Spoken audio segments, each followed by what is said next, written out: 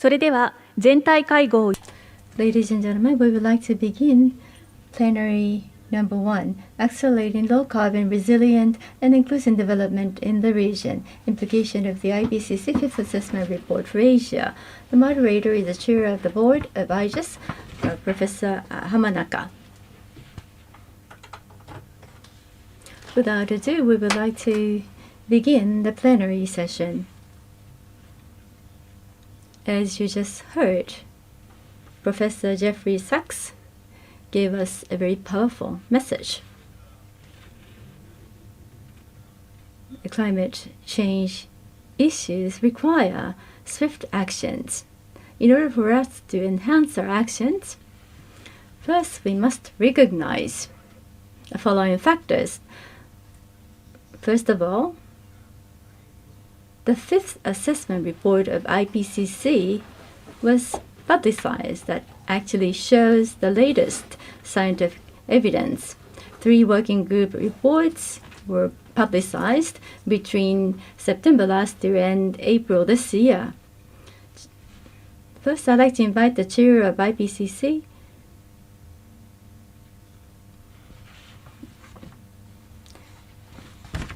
to give us a presentation. Dr. Rajendra Pachauri, Director General of the Energy and Resources Institute, to give us the presentation, the basic message based upon the AR5 of IPCC.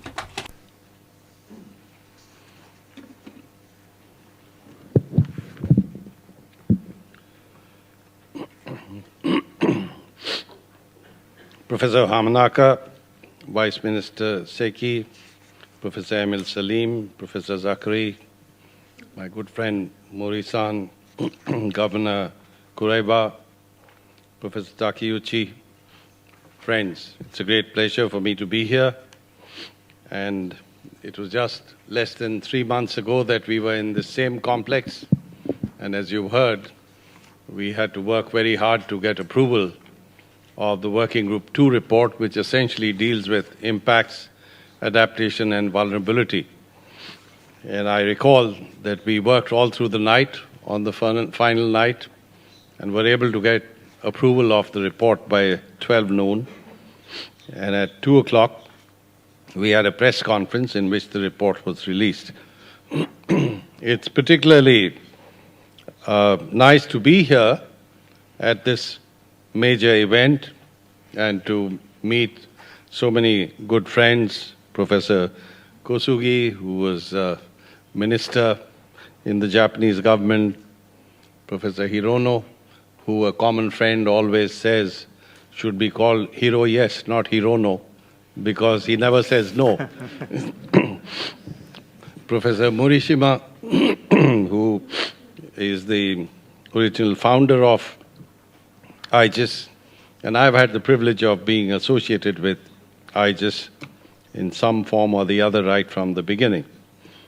I am particularly happy that Vice Minister Seki is here because in March he accompanied me to meet the Honorable Prime Minister of Japan, and he was at that stage Director General in the ministry. So heartiest congratulations that you are now the Vice Minister. I'm going to give you some findings from the fifth assessment report. 3 working group reports as part of the fifth assessment have been completed. We're now working very hard to bring out the synthesis report, which in some sense is a big challenge because it synthesizes the results of all the 3 working group reports and 2 particular special reports that came out in 2011. Let me start by just recalling the definition of sustainable development, which I'm sure all of you are very familiar with. This was popularized by the Brundtland Commission. But to translate into action the words that are contained in this definition is not all that easy. And in some sense, this is like an elephant. Whichever part you touch seems very different from the other. And therefore, I think sustainable development has to be translated into actions that really meet the needs of every specific society. I'm going to deal essentially with the reasons why we need to move towards a lower carbon pathway, and this comes out of the findings of the fifth assessment report. Firstly, as mentioned over here, there's now a 95% certainty that human actions have been the dominant cause of the observed warming since the mid-20th century. This is up from 90%, which is what we had found in the fourth assessment report, which came out in 2007. So I think knowledge has advanced, our findings have become more robust, and we can therefore attach a much higher level of confidence to this statement. And since the 1950s, many of the observed changes are unprecedented over decades to millennia. So essentially what I'd like to say is that in a very short period of time, we have brought about changes that perhaps have not taken place through millennia, through thousands of years. And human influence has been detected in warming of the atmosphere and the ocean, in changes in the global water cycle, in reductions in snow and ice, in global mean sea level rise, and in changes in some climate extremes. Now, these are some pictures which will give substance to what I've just said. The oceans have warmed and risen. If you look at the upper diagram, that tells you about the change in global average upper ocean heat content.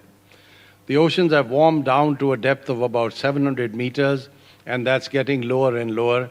So you can imagine what the implications of that would be for marine life, for fishing. There have been several parts of the world, and I'm sure also in the vicinity of Japan, where fish stock have moved to other locations where the climate is more like what it used to be. And this is the kind of migration of species that we're going to see, not only under the oceans, but also on land. I was recently in one of our largest apple growing states in India, and it's becoming obvious that apple, which grew at lower reaches, is now moving to much higher altitudes. Sea level has risen, the concentration of greenhouse gases have increased, and we also know that warming trends and increasing temperature extremes have been observed across most of the Asian region over the past century. And here again, may I emphasize that on the basis of observations, we can come up with very clear assessment of the fact that heat waves are on the increase, as well as extreme precipitation events. And these trends include extremes which are characterized by strong variability. There's been widespread damage to coral reefs linked with episodes of high sea surface temperature in recent decades. So it's not just heat waves on land which have implications for all forms of life on the land surface, but also below the ocean. Now, these are some of the sources of emissions, major emissions that we know. What I'd like to draw your attention to in particular is what is labeled as AFOLU. That's agriculture, forestry, and land use, which accounts for 24% of emissions of greenhouse gases. What you see on the right-hand side are indirect emissions, and if you take industry, for instance, industry accounts for emissions not only within the premises of where industry operates, but also in respect of inputs that feed industry, and upstream as well as downstream, there are emissions that are associated with industrial activity. Now, the point I'd like to bring to your attention is the fact that globally, economic and population growth continue to be the most important drivers of increases in CO2 emissions from fossil fuel combustion. And these, of course, are expected to continue to drive emissions growth without additional efforts to reduce GHG emissions. So it's absolutely crucial that we bring about a reduction in greenhouse gas emissions to deal with this problem. And I've already mentioned this, that heat waves are on the increase, so much so that under some scenarios we have found that a 1 in 20-year hottest day is likely to become a 1 in 2-year event in most regions. So therefore, heat waves are going to increase not only in frequency but also in intensity. And that applies as well to heavy precipitation events. So much so that in some parts of the world where there's actually a decline in average precipitation, a large part of the precipitation will take place in the form of heavy falls. And that certainly has implications for risks to life and property. Future risks of climate change in Asia, I'd like to run through these quickly. Water scarcity is expected to be a major challenge. Higher temperatures can lead to lower ice yields, and that's something which is of great importance and significance to Japan. Sea level rise will inundate low-lying areas. Again, for an island nation like Japan, that's extremely important. Coastal and marine systems are under increasing stress from climatic and non-climatic drivers. Damage to coral reefs will increase during the 21st century as a result of ocean warming and acidification. And I want to pay tribute to one of the delegates who attended the approval session for the synthesis report of the fourth assessment report in Valencia, Spain, in 2007, November 2007. And I remember he kept raising the issue of ocean acidification, and I might confess I was a little annoyed. But now I'd like to salute him because he made sure that we did not miss out on the subject of ocean acidification. And in the fourth assessment report, perhaps for the first time, we alerted the global community to the dangers of ocean acidification, which had already reached fairly significant levels at that point of time. And that's continuing to increase. And I'd also like to say that it's absolutely essential that we carry out much greater research on the implications of ocean acidification, because let's face it, a large part of humanity is so deeply dependent on life that exists under the oceans, not merely in terms of our nutritional intake, but also for a range of other inputs that are required into the economic process. I also want to mention to you that as far as Asia is concerned, there would be adverse effects on sustainable development capabilities of most Asian developing countries, because there would be aggravation of pressure on natural resources and the environment. And it's really the poorest of the poor who are going to be the worst sufferers, because their livelihoods depend so much on ecosystem services that if there is a degradation in those ecosystems themselves, then clearly the services they provide would decline in terms of quality and quantity as well as reliability. An increasing impact of extreme events on human health, security, livelihoods, and poverty, with the type of magnitude of impact varying across Asia, is going to be something that we can expect.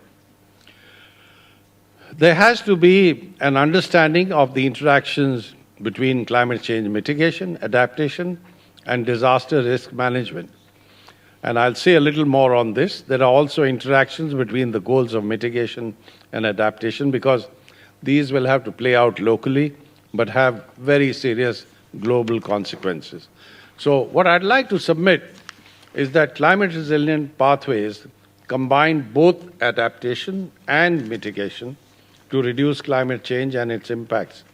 And since mitigation reduces the rate and magnitude of warming, it also increases the time available for adaptation to a particular level of climate change, potentially by several decades.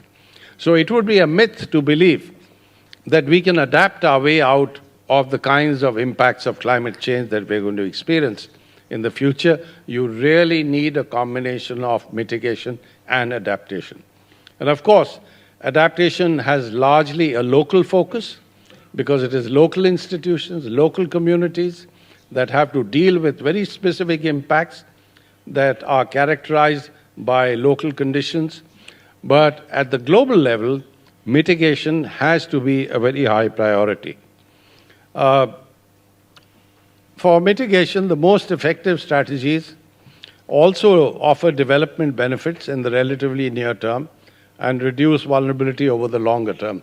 Just to give you an example, if you create housing that is able to resist some of the worst risks related to the impacts of climate change, that also helps enable communities to develop in a sustainable manner, because those risks are not only a risk to life and property, but they also a risk to steady and sure sustainable development pathways being pursued. And effective risk management and adaptation are tailored to local and regional needs and circumstances, which is what I said earlier.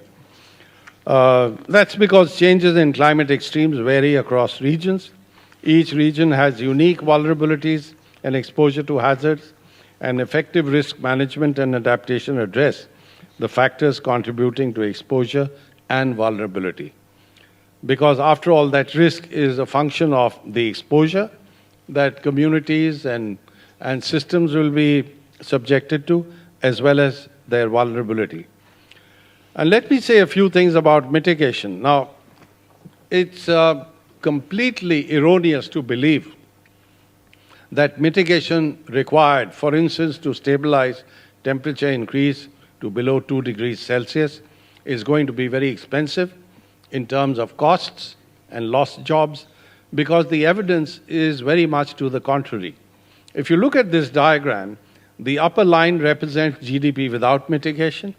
The lower line represents GDP with mitigation. Now, if you look at the figures for 2030, the loss in global consumption in 2030 with stringent mitigation would be less than 1.7% of the global consumption that can be estimated at the median value. Of course, this is a range, but I'm only providing the median value over here. Now, you can imagine that a 1.7% loss, even if that were to take place, is clearly not a problem in the sense that it avoids some of the worst impacts of climate change. And there are huge co-benefits from mitigation. These, of course, would require that by 2050 we have 40% to 70% emissions lower than in 2010, and emissions levels near 0 gigatons of CO2 equivalent or below in 2100. You need more rapid improvements in energy efficiency, and something that needs to be kept in mind, by 2050, we would need a tripling to nearly a quadrupling of the share of zero and low carbon energy supply from renewables. Nuclear energy, biomass, fossil energy with carbon capture and sequestration, and bioenergy with carbon capture and sequestration would be required by the 2050. So we have a range of choices. We've got to put in place policies today by which we are able to bring about a realization of some of these requirements. There are many scenarios that would reach us to 450, 500, and 550 ppm CO2 equivalent by 2100. But of course, these would require the availability and widespread use of a range of technological options. Finally, let me just mention that there are many co-benefits from mitigation: improved energy efficiency, energy security, cleaner energy sources, air quality and human health would benefit, reduced energy and water consumption in urban areas, sustainable agriculture and forestry, protection of ecosystems for carbon storage. And a stable climate is one component of sustainable development, which I won't go into in detail, but certainly you need to limit the effects of climate change to ensure sustainable development. And mainstreaming climate in the design of sustainable development strategies is essential. And finally, I would like to quote Mahatma Gandhi, who said that technological societies have two choices. First, we can either wait until catastrophic failures, expose systemic deficiencies, distortion, and self-deceptions. Secondly, a culture can provide social checks and balances to correct for systemic distortion prior to catastrophic failures. So, knowledge of the future requires us to do things by which we don't necessarily have to experience a catastrophic future. And he also said that speed is irrelevant if you are going in the wrong direction. If we're going to be focused on GDP growth without focusing on some of the negative impacts of the type of GDP growth that we're pursuing, then clearly that speed is irrelevant because we are going in the wrong direction. I want to end by saying that in 2010, the world emitted 49 gigatons of CO2 equivalent of greenhouse gases. This was up by 10 gigatons between the period 2000 and 2010. That means on an average, we've been adding 1 gigaton a year to emissions in the period 2000 to 2010. That clearly is going in the wrong direction. And that speed is something that we have to reverse. We have to ensure that we bring about a stabilization of the emissions of greenhouse gases at a level that will allow us to reach, by the end of this century, zero or negative emissions. That's the target that human society has. And in this respect, may I say, the Asia-Pacific region, as Professor Sachs said, has a special responsibility, and we look to the leadership of Japan to see that all of this region moves in the right direction rather quickly. Thank you very much. パチャール先生ありがとうございました。 Dr. Pachauri, thank you very much. As was introduced, the fifth assessment report of IPCC displays the latest scientific evidence. According to this, climate change causes very serious threat to the future of humans, and already these threats are visible in many parts of the world. It is urgent for us to enhance our mitigation adaptation actions. As Dr. Pachauri says, Asia holds the key to the solution of this problem. And future development pattern of this region will actually determine whether we can stabilize the climate system of the globe. In other words, once again, Asia holds the key to stabilize the climate.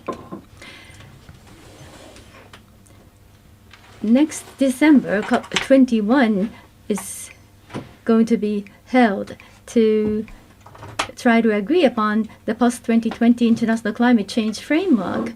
In this session, globally prestigious experts will discuss two themes.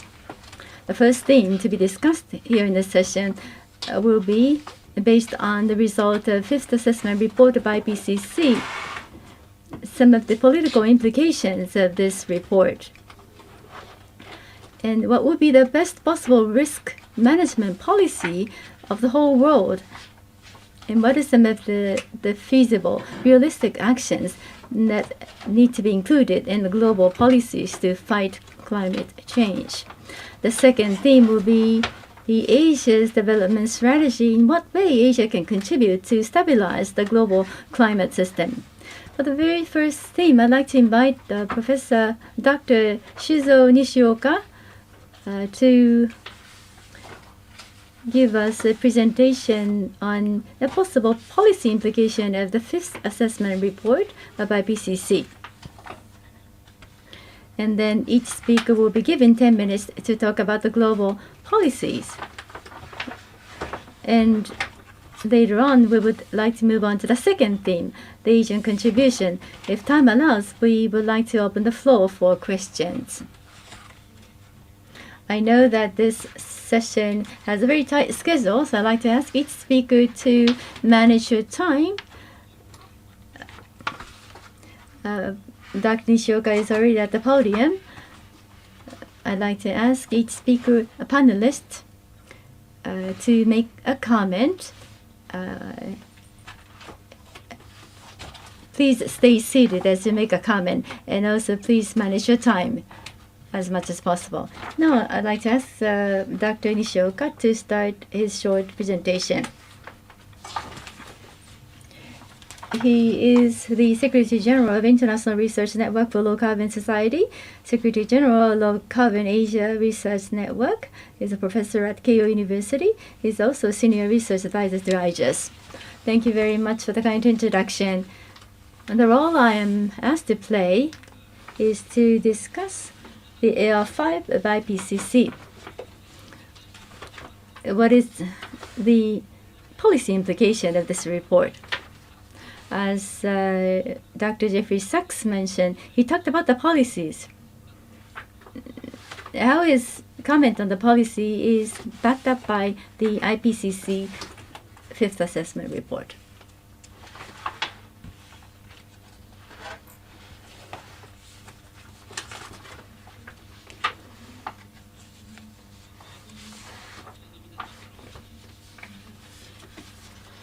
This is a question that each panelist is asked to discuss. So let me discuss what could be the implications. Dr. Pachauri already given us a presentation of what impacts that could be caused by climate change. Water is one aspect. Excuse me.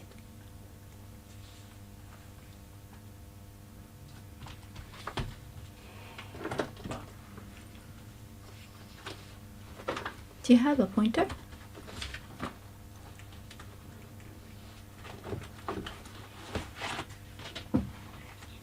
For example, globally, water shortage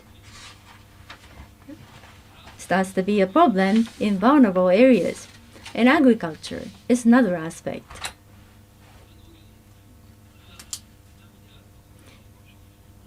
There will be large influence in the southern hemisphere. There may be a positive implication on the northern hemisphere, and there are more serious events. The ice melting in Arctic region, what could be the implication we have never been able to interpret. There will be a lot of impact on the whole climate system. This is the second working group results. As you can see, without doing anything, the temperature will continue to rise. In some of the vulnerable areas indicated by this red zone, we have already seen the impact becoming visible, and there will be extreme events like typhoon with a temperature increase, and the whole global climate system will be completely transformed. This has been the agreement of IPCC experts forecasting what could happen going forward, and policy makers of different countries agreed upon to try to contain the temperature increase within 2 degrees Celsius compared to the pre-industrial level. That is the clearly set target. Secondly, this is important. Dr. Pachauri said, and Jeffrey Sachs also said, that we will have to eliminate any additional emission of GHG gas eventually. This has been reported by the Working Group 1 of IPCC. What it's indicating here is the human-generated CO2, accumulated CO2 of human origin. As you can see, it's rapidly increasing. And scientists said that there is a linear relation to this accumulated CO2 to temperature increase. As a matter of fact, half of the generated CO2 will remain in the atmosphere for about 100 years. So additionally, you emit CO2, there will be a rapid accumulation of CO2 in the atmospheric area. It's like a dead accumulating, and as a result, temperature continues to rise rapidly. So if we continue to emit GHG gas, temperature will continue to rise unless we completely eliminate emission. We will never be able to stop the temperature rise. This is a critical point that 2 former speakers mentioned. So if we can only allow the temperature to go up by 2 degrees, how much CO2 are we allowed to emit still? So this is the limit. Now currently, up to today, we have emitted so much, as indicated here. This is where we are today. So what this means is we have already emitted this much. The remainder of the emission we are allowed to generate is 275 gigatons. If we are to contain the temperature rise to 2 degrees, if we continue on with this emission, we could only survive 30 more years. After that, temperature increase will be 2.1 degrees, 2.2 degrees. We have to stop that. Can we transform a society within 30 years? It's not easy. So we have very small allowance of CO2 emission. Within 50 years or 100 years, we try to contain and reduce the CO2 emissions as much as possible so that we would not allow the temperature increase go over 2 degrees. How can we reduce anthropogenic CO2 emission? This is an overwhelming challenge that is placed on our shoulders. So once again, we have debt. We can only spend very little. The Working Group 3 has done a lot of calculation. This scenario indicates that the temperature increase could be 4.8 degrees.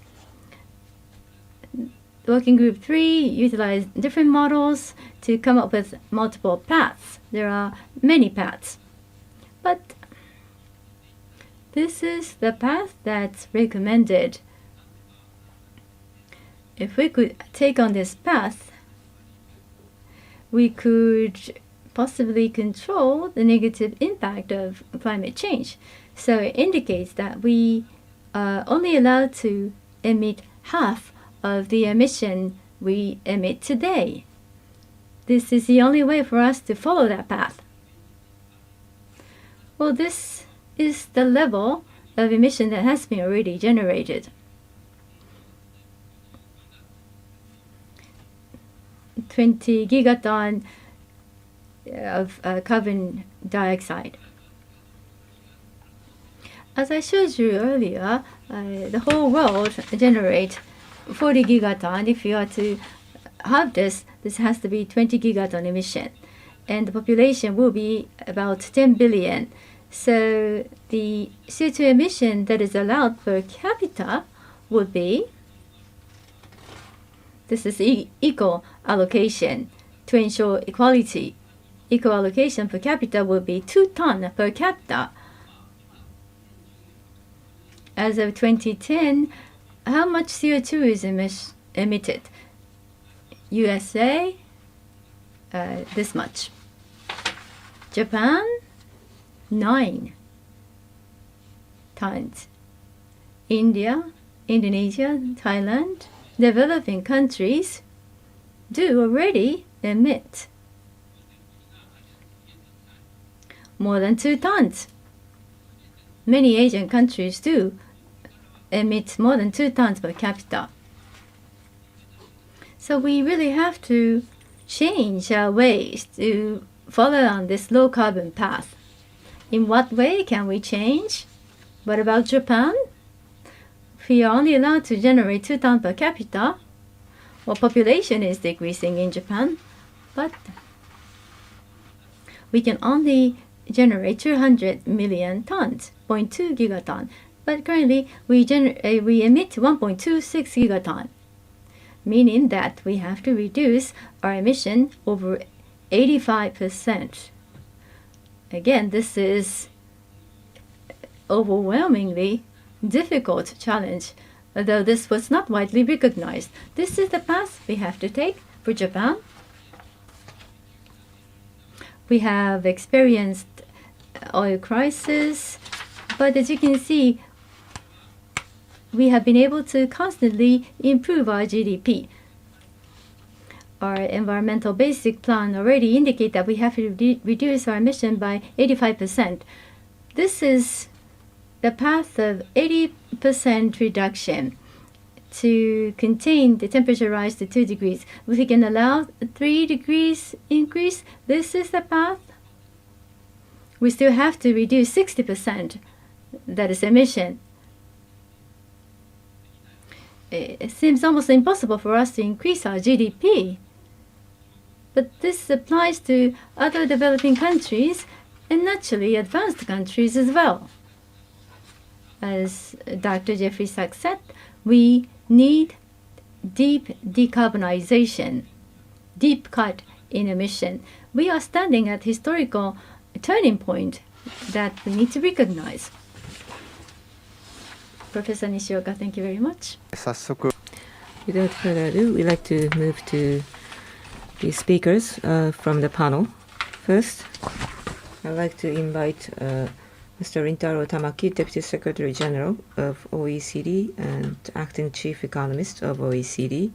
He used to be in International Bureau Director of Ministry of Finance, and now he's active in OECD.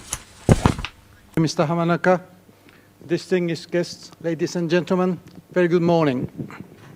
First of all, thank you for inviting me to this important event following yesterday's OECD Ministry of Environment and the IGES Symposium.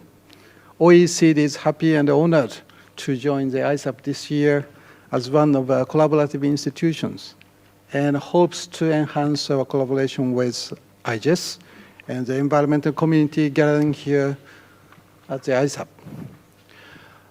Following the speeches by Dr. Sachs and Dr. Pachauri and Dr. Nishioka on the need of emission reduction based on scientific observations, I'd like to focus on policies for a successful transition to low-carbon economy. What are the policy approaches that governments can take for a transition to low-carbon economies? I raise four key policy approaches here. First, while it is up to governments to choose exact policy mix to tackle climate change, putting a price on carbon emission is a fundamental for sending the clear policy message, clear policy signals in order investors, business, and households to make the shift towards low-carbon economy. Second approach is reforming fossil fuel subsidies. Third, greening infrastructure. Green infrastructure investment. Those decisions will play a quite important role to successfully tackle climate change. Choices made today about types, features, location of new and innovative infrastructure will lock in future revenue emissions and the resilience of our economies to changing climate. Finally, as a fourth approach, we need to better align policies to avoid sending mixed signals to investor, businesses, and consumers. I will go over each of these four approaches. Given the size of the problem, we cannot afford inefficient policies. Least cost solutions are needed. Recent OECD analysis confirms that countries could achieve higher level of emission reductions at lower cost if they relied more on price-based policy instruments. Carbon taxes and emission trading schemes or emission trading systems, ETS, are the most cost-effective means of reducing emissions and should be at the center of government efforts to tackle climate change. Putting a price on carbon can be done in the most efficient and effective manner through a carbon tax or emission trading system. As you see, governments have made important progress, with more than 40 countries having implemented some form of carbon tax or emission trading schemes. The ETS and now become widespread. The European Union ETS is the oldest and best known, but similar schemes are now in existence in California, 9 states in the northeastern US, Quebec in Canada, Australia, and New Zealand. There are also pilot schemes being trialed in 7 Chinese cities and provinces that cover over 20% of Chinese emissions. The load of cities and regions, provinces in China for a low carbon emission transition is increasingly recognized. On taxes, since Sweden introduced tax on carbon emission, explicit taxation on carbon emission in 1991, as far as I know, 9 OECD countries have followed suit. There are some compelling consequence of carbon taxes being introduced smoothly and incrementally over time. The Canadian province of British Columbia being a good example. But carbon pricing doesn't stop here. There are many ways in which carbon is priced implicitly. For instance,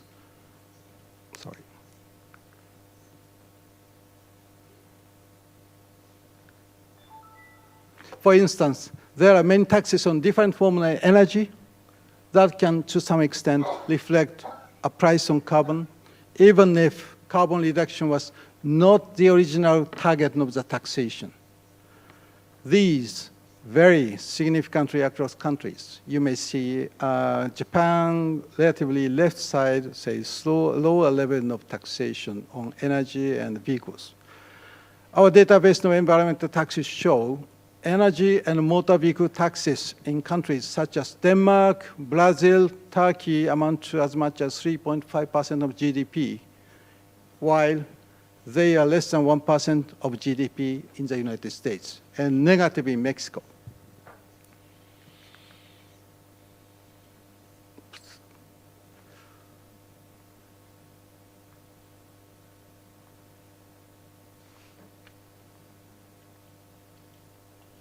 Okay, let us now turn to the need to reform fossil fuel subsidies, the second policy approach.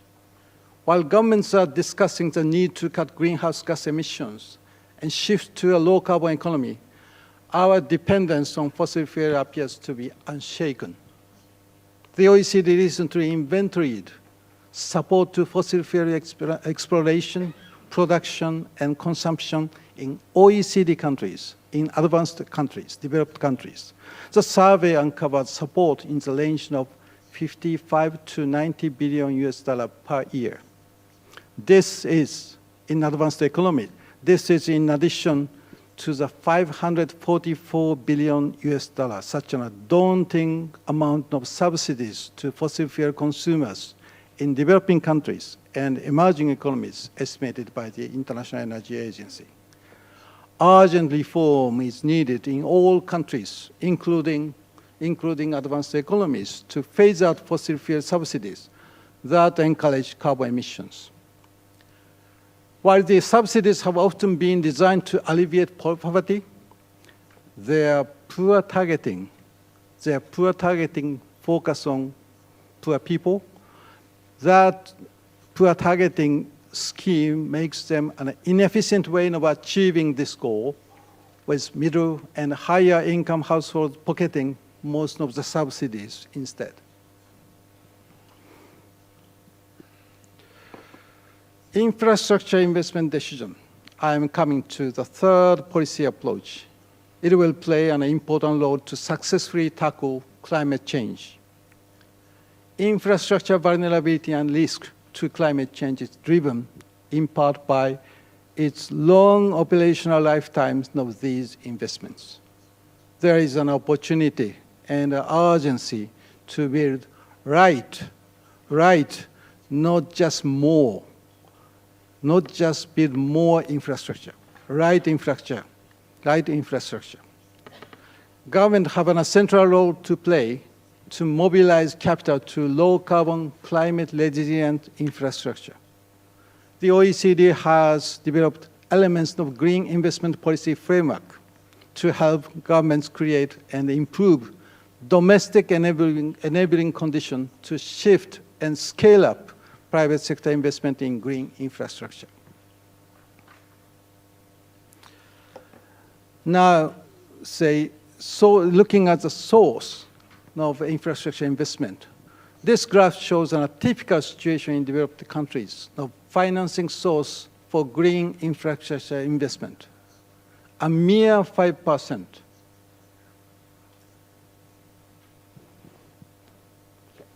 A mere 5% out of infrastructure financing sources is provided by non-bank entities, including institutional investors such as pension funds and insurance companies.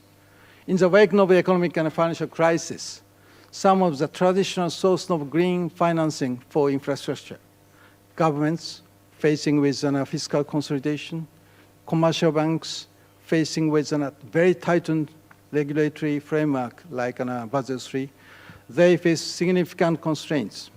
So we need an alternative source. We need an alternative source not only to compensate for these constraints, but also to ramp up green infrastructure investments. One potential source is institutional investors. Our latest statistics show that institutional investors manage $83 trillion in the OECD countries. $83 trillion.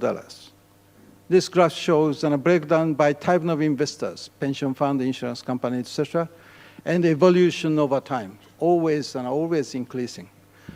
Yet in our latest annual survey of large pension funds, direct investment in infrastructure of all types of infrastructure, accounted for only 1% of their investment on average. Their allocation to green infrastructure investment is even smaller. Surprisingly, only 3% of that 1% share. Only 3% of that 1% share. This is for a range of reasons, which we address in our work, including widespread regulation and policy uncertainty, market failure, lack of liquid and investment-grade financing vehicles, such as green bonds.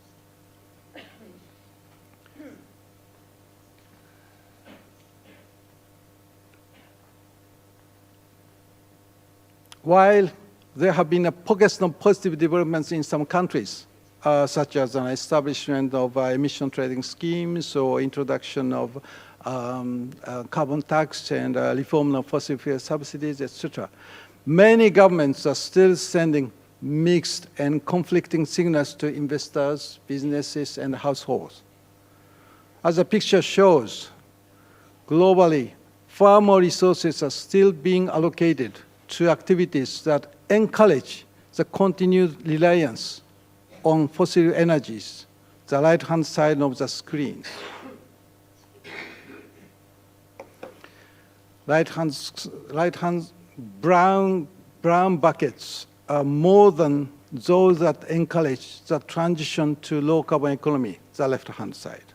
A key question is whether non-fossil fuel energy investment can currently compete with fossil fuels in terms of their risk-return profile with a policy setting in place today, domestically and internationally.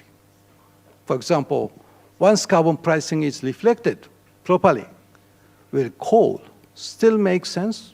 This is a fundamental question to policymakers. Governments need to stand back and consider the entire range of signals they are sending to consumers, business, households. Today, there are many incoherent and inconsistent policies in different domains. In economic policy, energy policy, research and development, investment, finance, competition policy, just to name a few. They need to be better aligned. Many policy areas need to better aligned to send clear, credible, and long-term policy policy signals to foster investment in green technologies and infrastructure.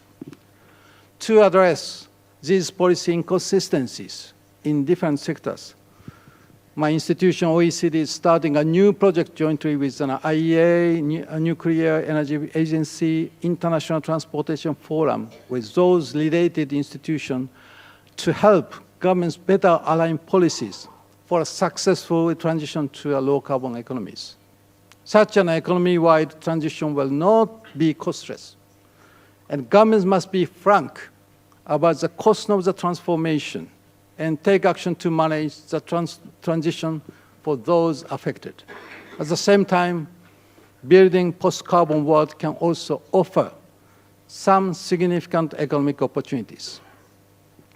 We are looking forward to working with many governments and business partners, of course, including you yourself, in the coming months to develop practical guidance on how to better align policies for a low-carbon economic transition.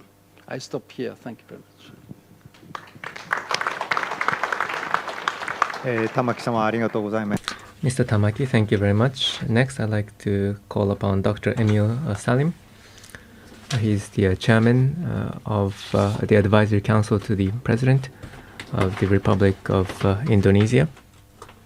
And he has served as Minister of Population and Environment for many years. And so he has been in very important posts in the Indonesian government. Now, the moderator would like to reiterate its request that the speakers abide by the allocated 10-minute time. We'll have very little time remaining, so please limit your interventions to 10 minutes, please. Dr. Salim, please. Thank you, ladies and gentlemen. The question raised in this discussion is, can we have global policy to bring the world to a sustainable future, fully taking into consideration the implication of the Intergovernmental Panel Climate Change Fifth Assessment Report? This is the question. It implies talking about a sustainable future, which requires that the globe, which is facing population increase, will also have to raise development.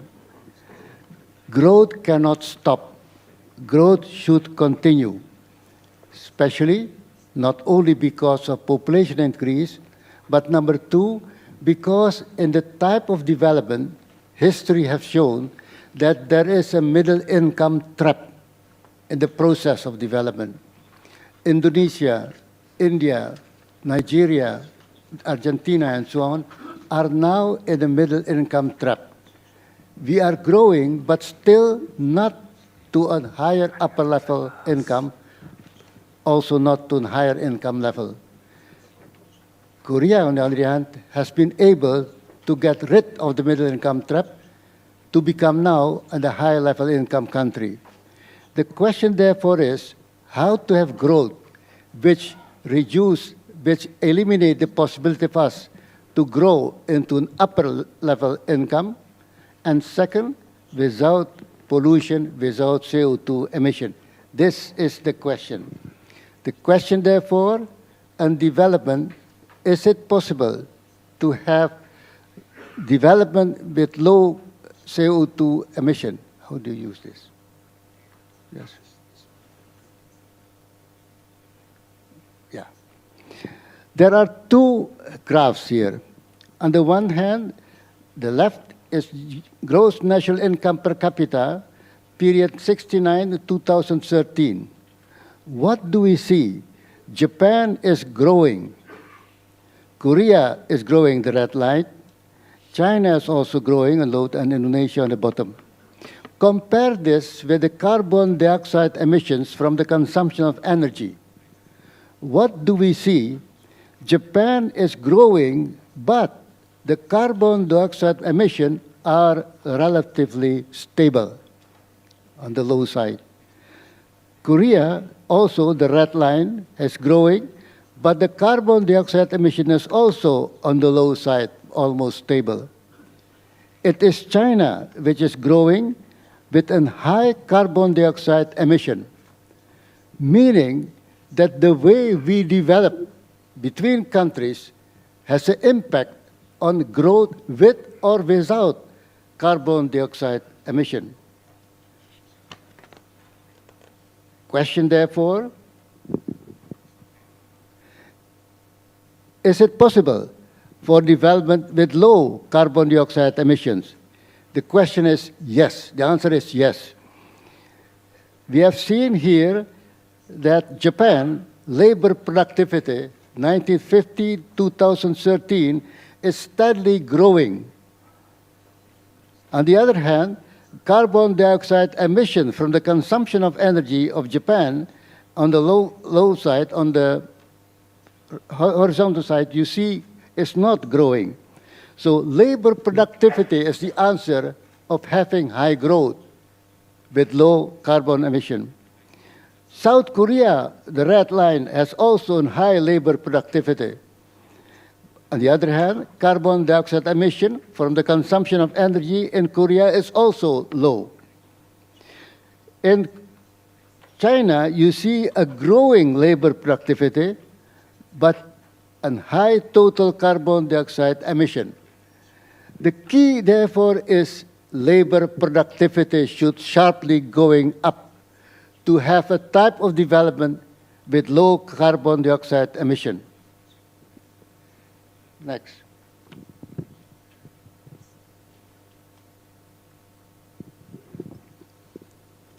Next is then the question,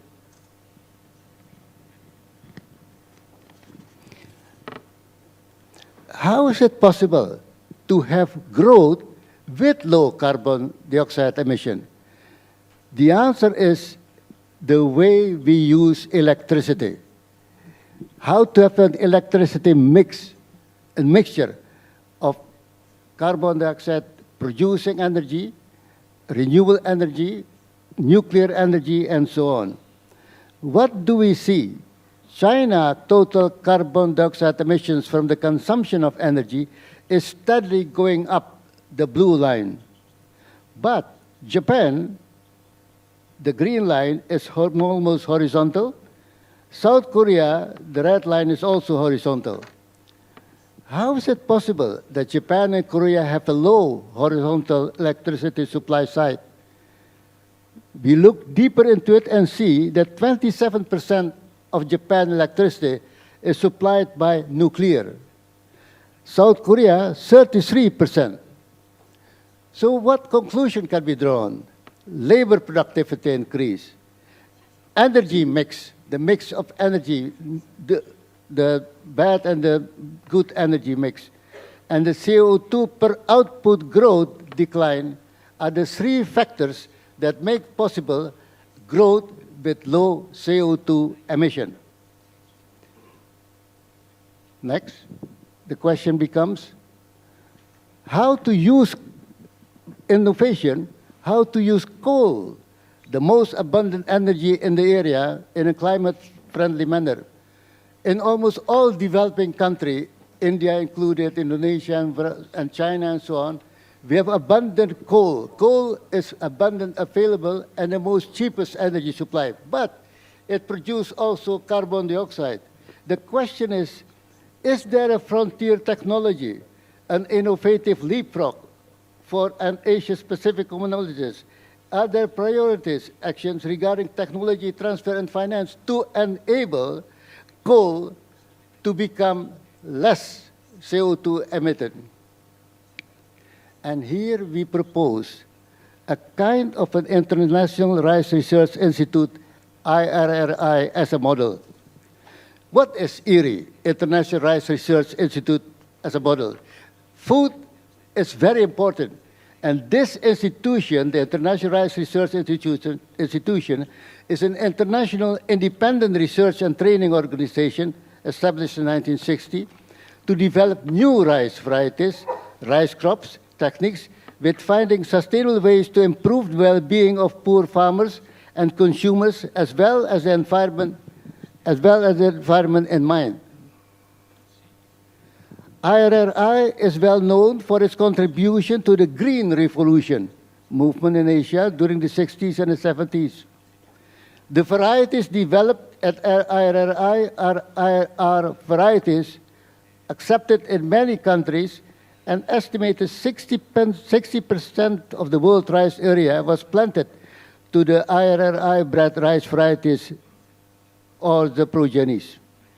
A report published found that the IRRI breeding work delivered an annual benefit of 1.46 billion per year and boosted rice yield up to 13%.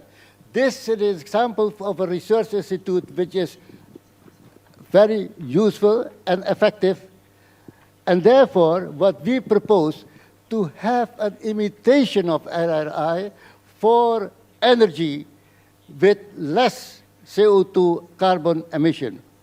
We propose a clean coal energy development that provides clean and cheap coal energy for Asia energy security, because we have abundance of coal. But we need a stronger cooperation through carbon capture storage, clean coal development, so that through this international coal energy research development, we can lead the world and have a development with clean energy. Thank you. エミル・サルミ先生、ありがとうございました。Thank you very much. Dr. Emil Salim, you mentioned about CCS and clean coal development as well as IRRI as a model to suggest the creation of the international cooperation mechanism. I think you pointed out very important themes, especially for the second round of the panel discussion. Now, without further ado, I'd like to invite Dr. Abdul Hamid Zakri. He's a science advisor to the Prime Minister of Malaysia, and also he's a chair of the IPBES Intergovernmental Platform on Biodiversity and Ecosystem Services. Now, Dr. Zakri, please. Chairman Hamanaka. Good morning, ladies and gentlemen. I would like to take a different approach to this discussion in my capacity as a biodiversity specialist. But let me say that we meet today in a very challenging environment. Climate change and natural disaster are putting unprecedented impact on the quality of social, economic, and environmental conditions. The various natural calamities that the world had experienced recently clearly show that climate change is currently one of the most critical issues facing mankind today. It strikes at the very heart of the sustainability of our life, crosses boundaries, impacting industries and governments, consumers, as well as people in every part of the world. To quote UN Secretary General Ban Ki-moon, climate change harms the poor first and worst. This is true because the poor are the most vulnerable and have the least resources with which to adapt. The IPCC assessment report concluded that it is extremely likely that human influence has been the dominant cause of the observed warming since the mid-20th century. Indeed, this is similar to the findings of the Millennium Ecosystem Assessment released 9 years ago in Tokyo, which pointed out the impact of human activities. Let me just quote. It says that over the past 50 years, humans have changed ecosystems more rapidly and extensively than in any comparable period of time in human history, largely to meet rapidly growing demands for food, fresh water, timber, fiber, and fuel.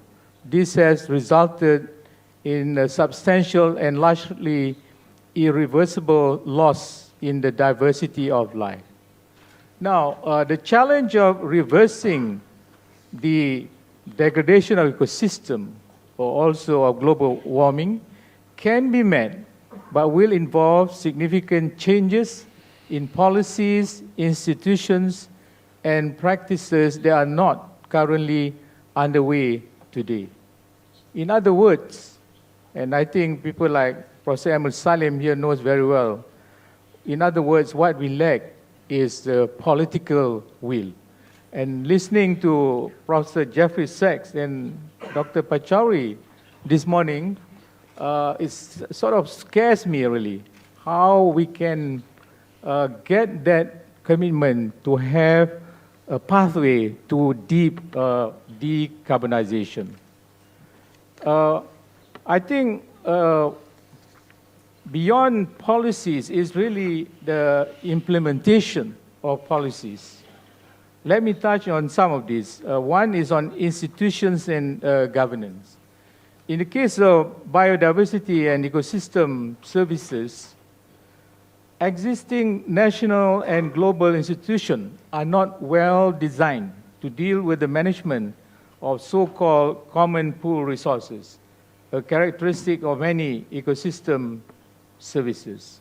Issues of ownership and access to resources, rights to participation in decision-making, and regulation of particular types of resource use or discharges of waste can strongly influence the sustainability of ecosystem management and are fundamental determinants of who wins and loses from changes in ecosystems. Now, corruption, a major obstacle to effective management of ecosystem, also stems from weak system of regulation and accountability. However, there are some promising interventions, and some of those would include A, integration of ecosystem management goals within sectors and within broader development planning framework. That also applies to climate change.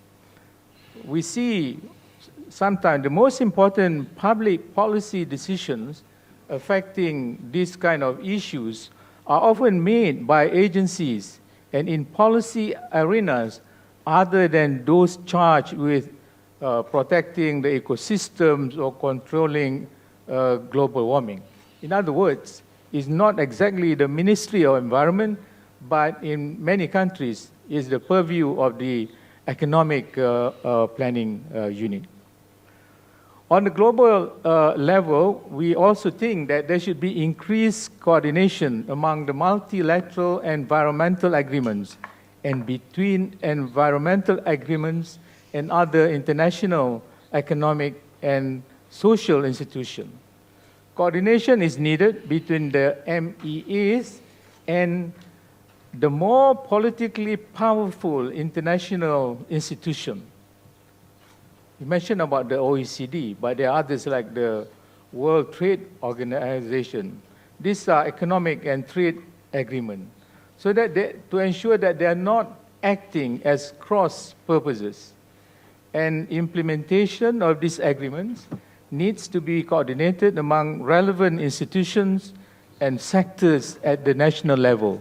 So when all is said and done, I think the real operational element would be implementation at the national level.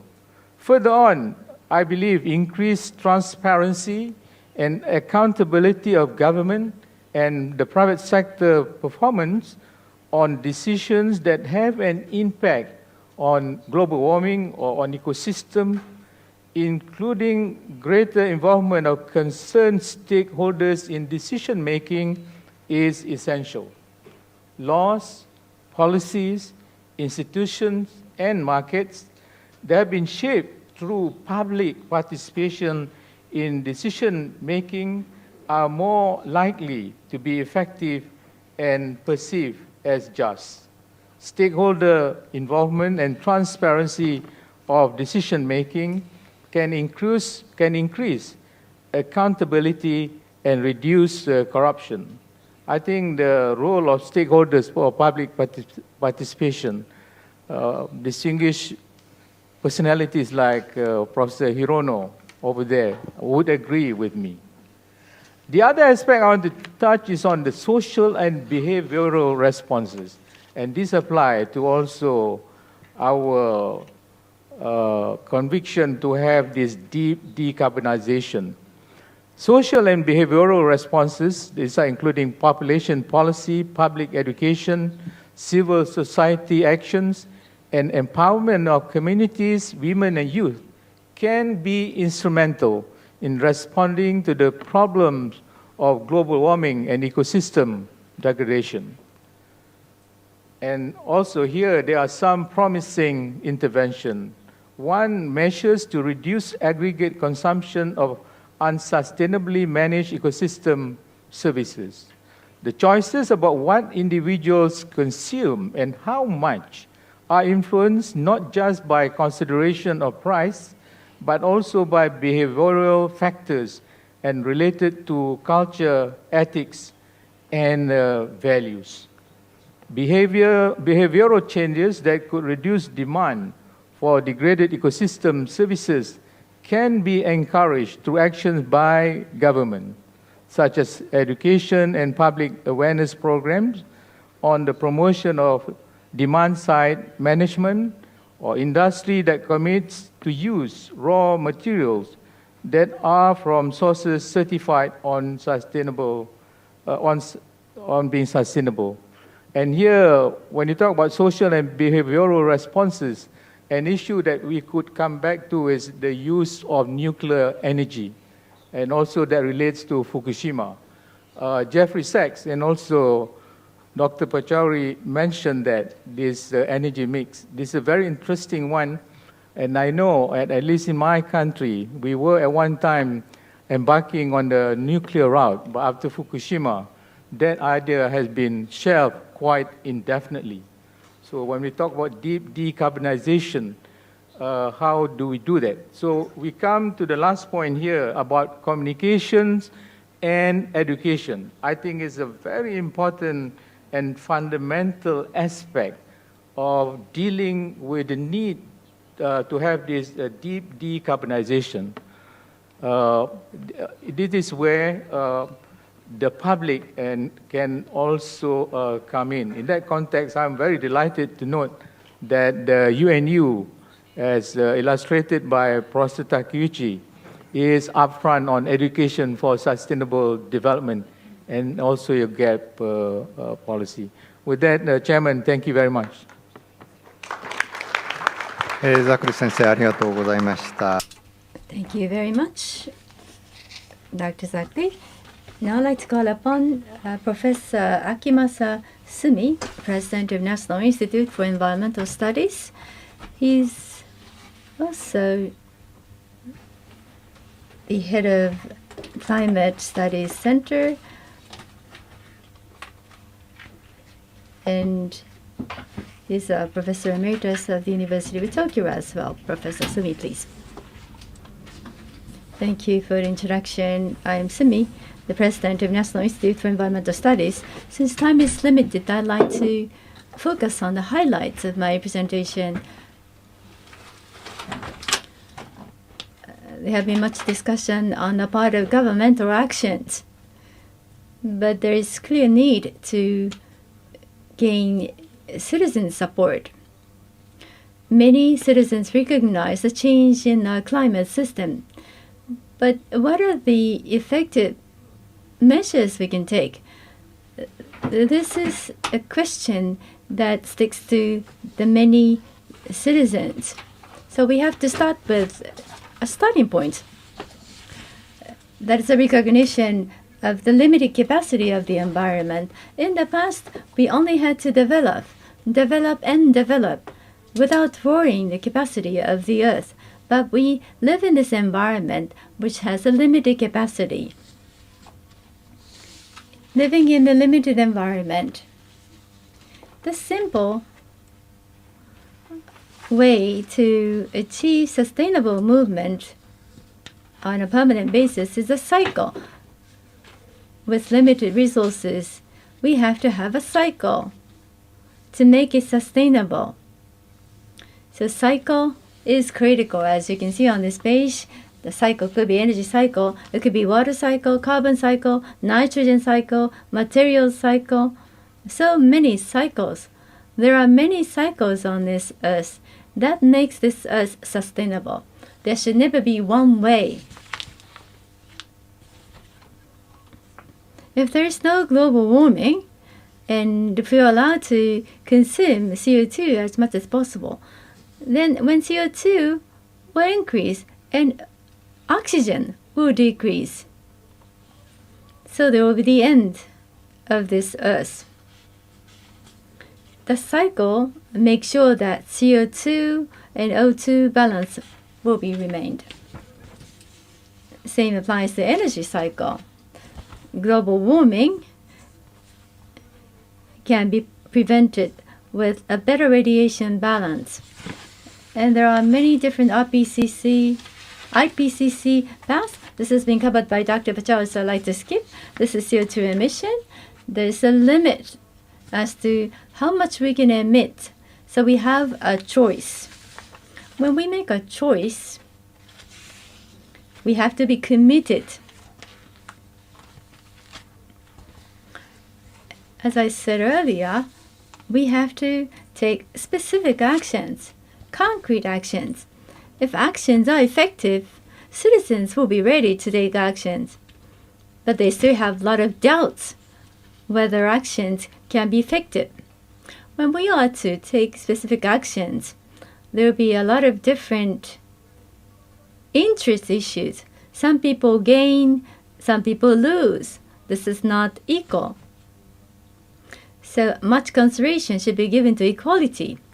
And the last line of this slide says consensus building. This is critical as well. We have to focus on how we can build a consensus.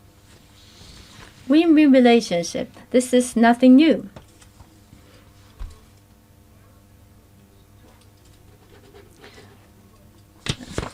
We also have three system integration: global system, social system, and human system.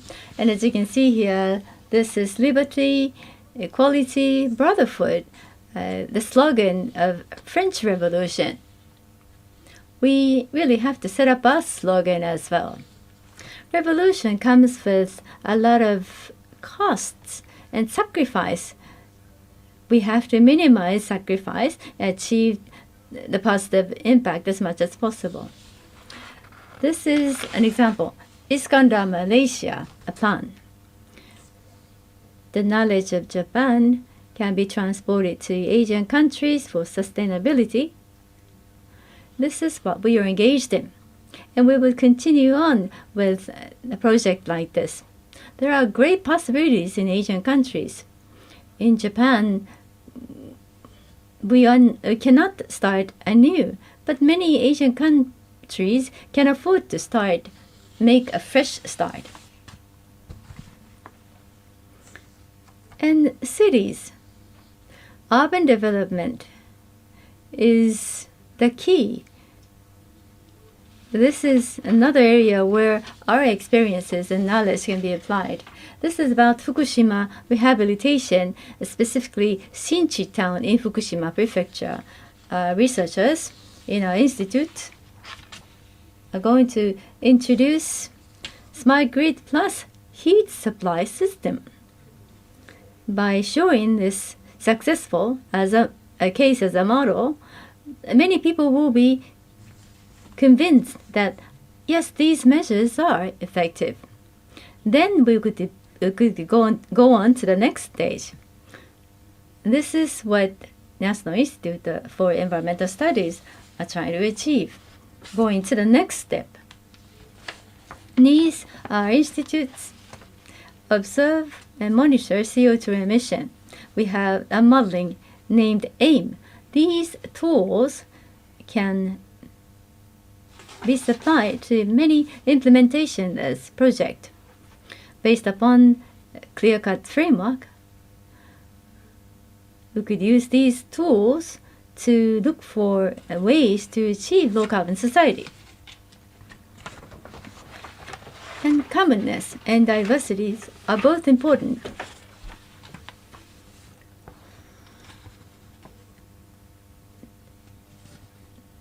Specific value may be emphasized and sacrificing other values. we all have different cultures in different locations. So we really have to give a lot of consideration to commonness and diversity, and thusly I want to emphasize tolerance and mutual respect that are as equally important. Whole society is stressed in many different ways today. Many people are frustrated. That's not good.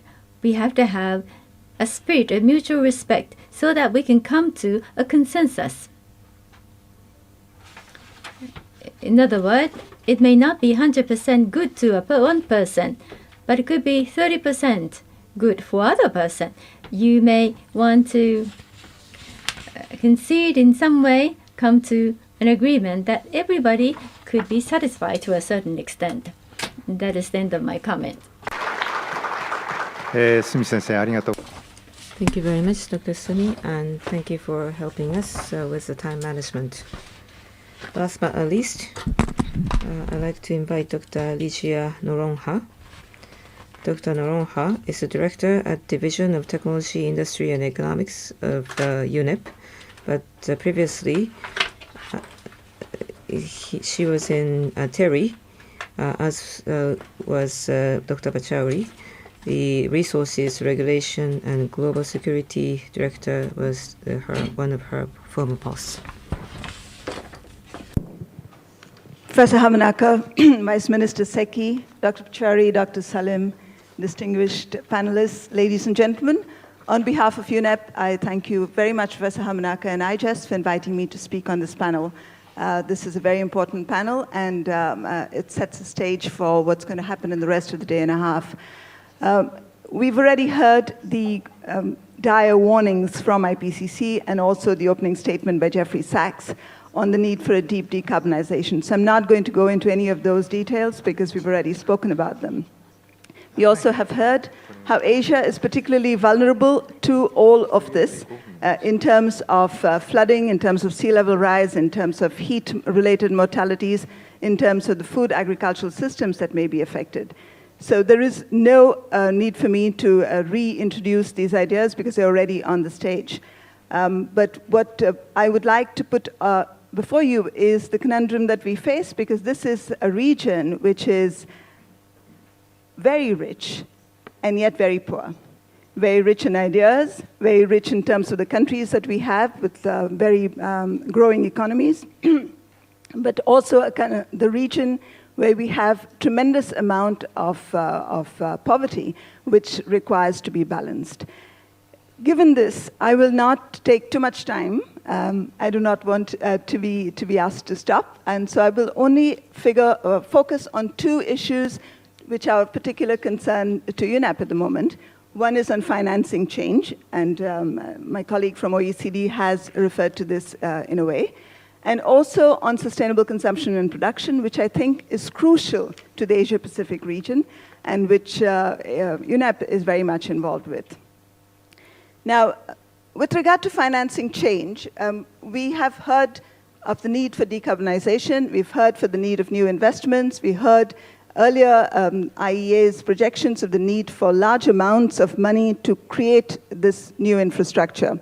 UNCTAD's recently launched World Investment Report of 2014 estimates that the financing gap for meeting sustainable development goals in developing countries will be of the order of 2.5 trillion per year. To meet this gap, they call for a doubling of private sector investment and increase in incentives and investment promotion from the public sector to mobilize this investment. Current developments point to the need for systematic thinking around the financial system and the way we allocate capital. We heard from the OECD how, despite the fact that there are large new investments in clean energy, we also have large investments happening in the carbon sector. And this carbonization that is happening, or the carbon intensities, they're only increasing, they're not decreasing. And therefore, we need to think of ways in which the financial system can be revisited, and we can find ways in which we can redirect capital to support green and climate-friendly economies. UNEP has, since 1992, been involved with the financial institutes. It's been working to create the change that is required amongst institutional investors, bankers, insurance companies, to help these investors to move to more sustainable development paths.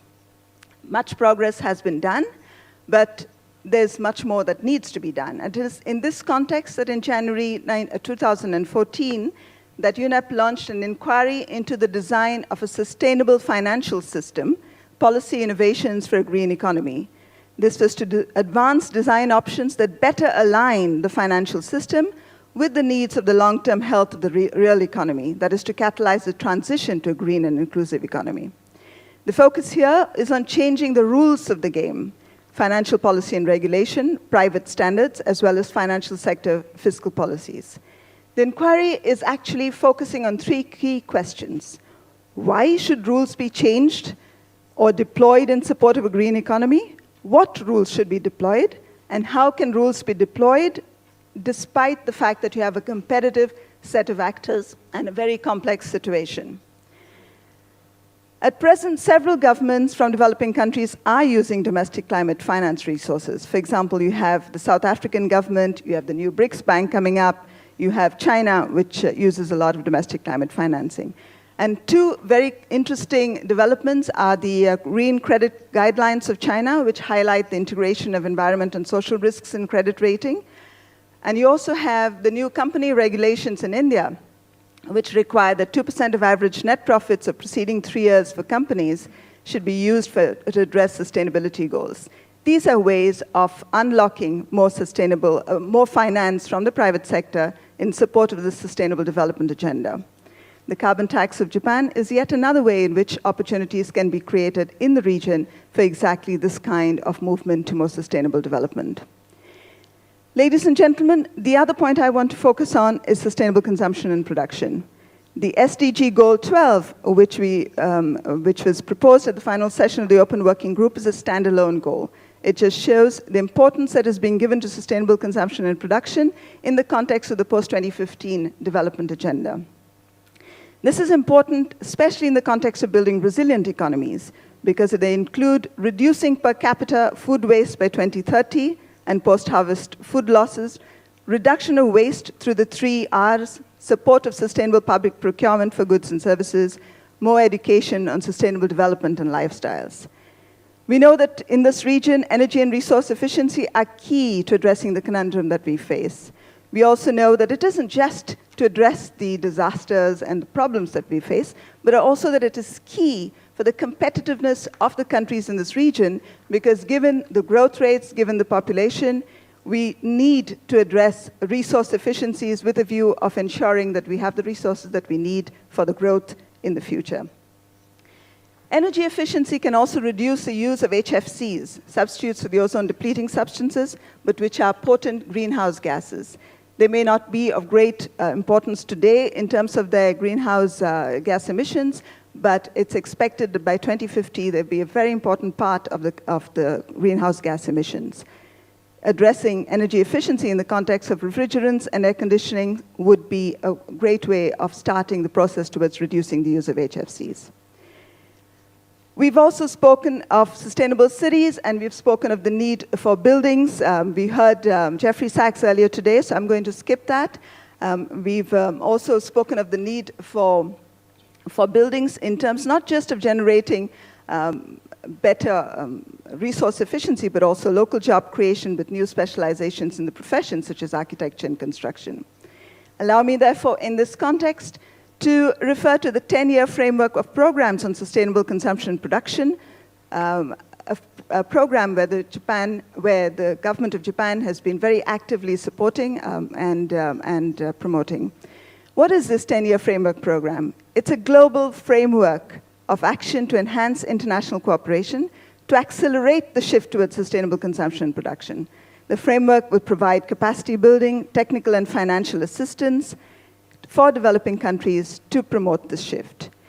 This UNEP serves as a 10-year framework program, secretariat, and administers its trust fund.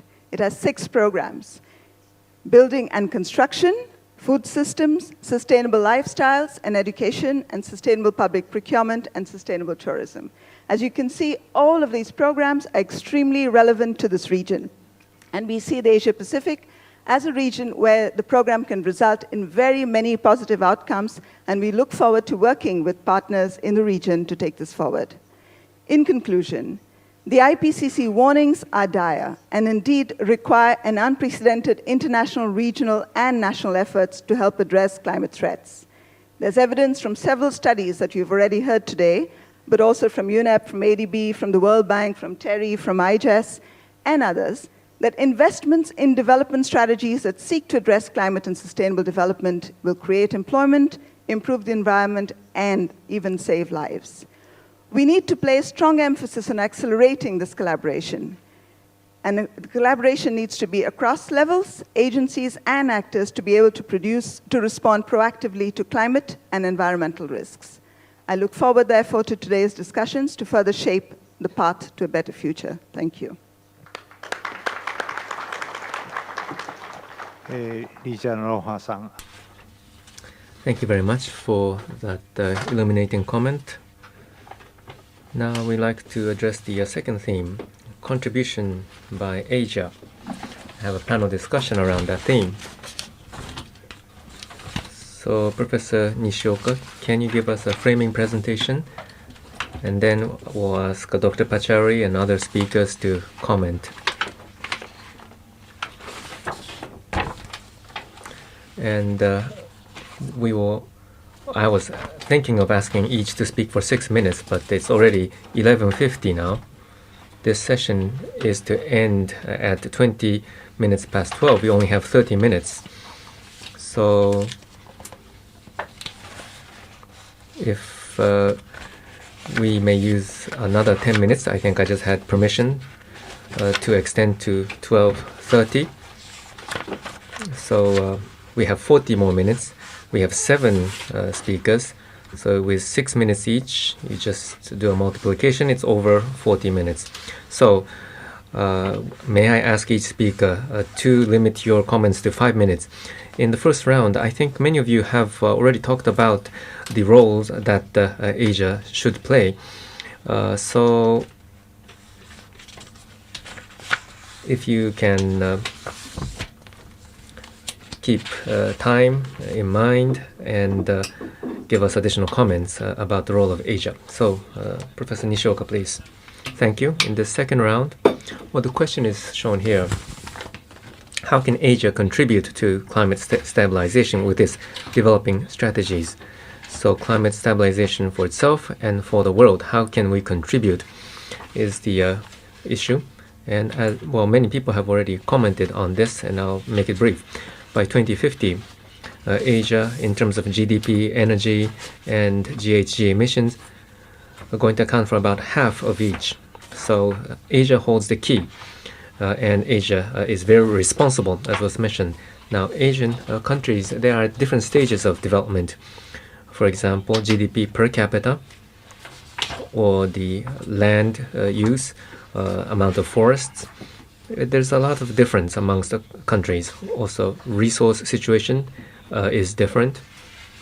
So how can we cooperate and work together in this kind of situation is the topic. There are some issues about Asia. So in this strong economic growth, there is a need to convert to a low-carbon society. So I think it's the most difficult time in history to make that transition. And we need, well, we can see that by end of this century, all the economies in Asia is going to become mature. It's going to move from a growth phase to a maturing phase. And then there's going to be a declining population and aging society, not just in Japan, but in other Asian countries. And how can we optimize investment with that in mind? And also, up until now, we have been using a high carbon energy, and we have been locked into such high carbon energy system. That's precisely the situation in Japan. How can we avoid that situation? And at the same time, there was mentioning that there's abundant coal, and perhaps there is some kind of Asian type sustainable consumption lifestyle and production system. So how can we use Asian values in establishing new lifestyle pattern? That's something we have to think about.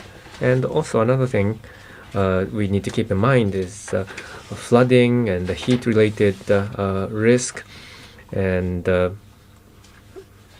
malnutrition by shortage of food.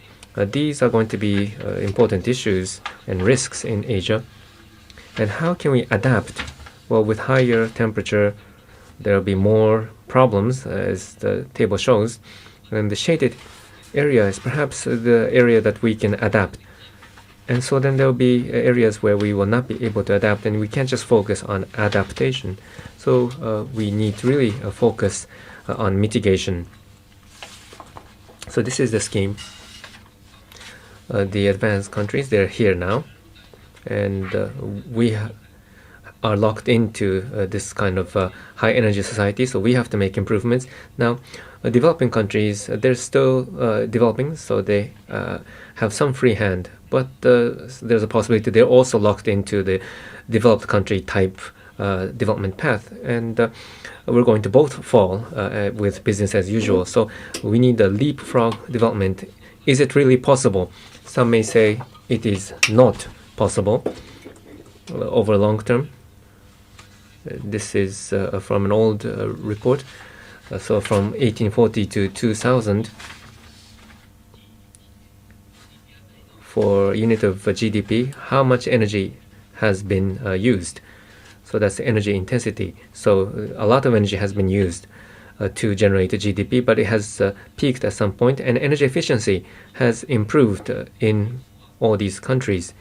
And Japan, at the time of the oil crisis, caught up with the rest of the world. Japan capitalized on that opportunity of the oil crisis based on the sense of crisis, became a low energy consumption country. Now China leads the world in renewable energy, and so concerning climate change and shortage of resources, well, they're trying to make that an opportunity to leapfrog that situation. And so Japan's direction is as shown, and I think that trend, that direction is being led by the wisdom of humankind. So the Asian countries to follow, would they have any reason not to follow in that direction? So there is that a lot of possibility and potential. So that's the suggestion that I'm making, and that's all from myself. Thank you very much, Dr. Nishioka. We'd like to reverse the sequence, and starting from the far end, Dr. Pachauri, would you please comment? Thank you very much, and I really have said what I could have in my presentation, so I'll be very brief, probably less than 5 minutes, Professor Hamanaka. Let me say that one of the characteristics that we have really not built on in this part of the world is our cultural roots. Of course, Asia consists of very diverse societies, but there are some essential threads that run through our cultural reality. We are not a waste and throwaway society, but I'm afraid most of Asia has been influenced to a much greater than healthy extent by what has really come from the West. And I'm not saying that there is any dichotomy between what the West does and what we have been able to do to build up our own economies, but clearly there is need for us to blend our own cultural, traditional and historical beliefs with what we should be doing in the future. Dr. Ligia Norona talked about production and consumption. And that, I think, is something that we need to start with in this part of the world. I also want to highlight the fact that in the Working Group 3 report of the IPCC, we have given an enormous amount of emphasis to what I referred to as the AFOLU sector, that's agriculture, forestry and land use. Now, Japan, to my mind, is a splendid example of a country which has very limited land, but it is green. It's something which is built into the very essence of Japanese behavior. You want to make sure that greenery is something you don't sacrifice. And I think this has to spread to other parts of Asia as well.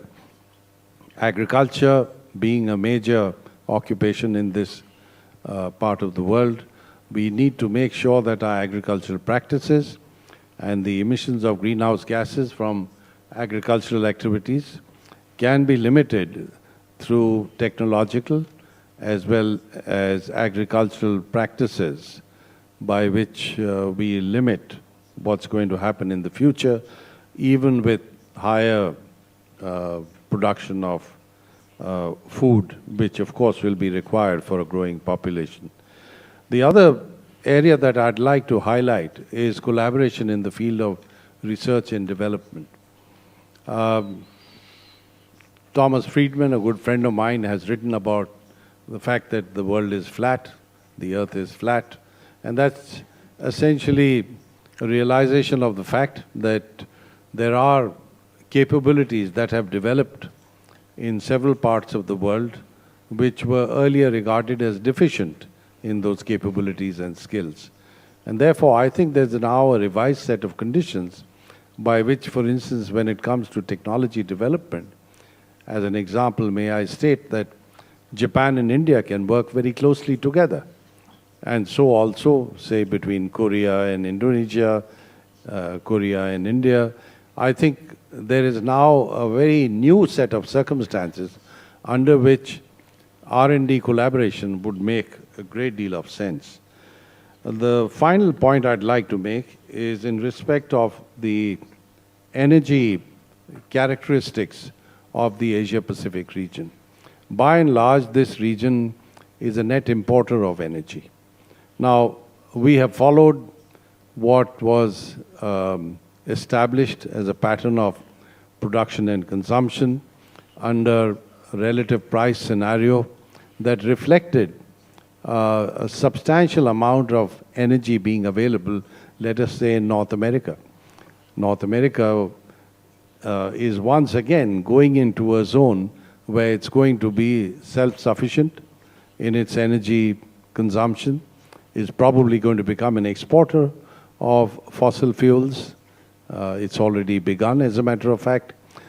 But I don't think the Asia-Pacific region is ever going to be in that situation, at least in respect of fossil fuels. Yes, what we can export are renewable sources of energy. So what I would like to submit is that we need to very clearly come up with a totally different plan as far as the development of the energy sector is concerned. And this applies as much to the supply side as to the consumption side, which means our buildings, our transportation systems have to be much more energy efficient than what you have in other parts of the world, in the developed world, in Europe and North America.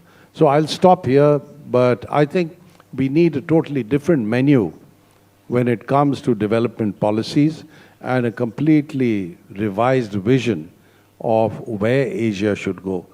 And I can assure you, if we carry out our homework properly, we'll find that even in economic terms, that would be by far the most preferred path of development. Thank you.